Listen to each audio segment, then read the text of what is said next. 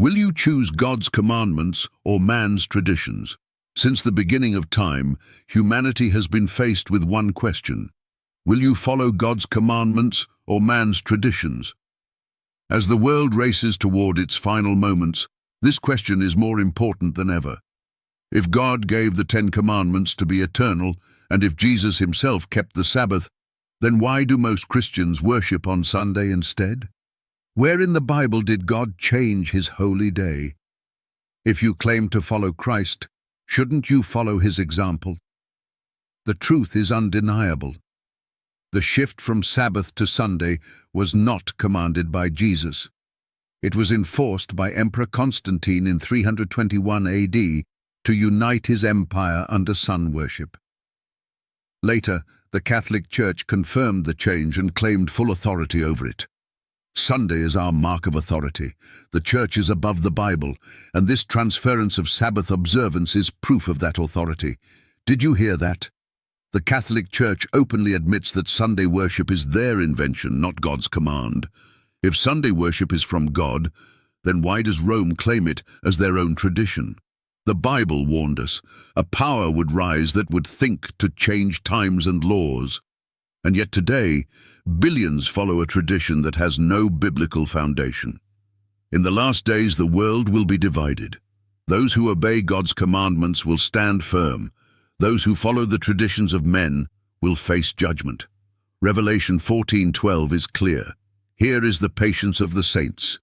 Here are they that keep the commandments of God and the faith of Jesus. Are you among them? A great crisis is coming. The world is preparing to enforce laws that contradict God's law. If the Sabbath is God's commandment, then what happens to those who reject it? What happens to those who follow man's commandments instead of God's? The truth is now before you. If the Sabbath was never changed by God, then why are you worshipping on Sunday? If we are approaching the final test, will you stand for truth or follow the masses into deception?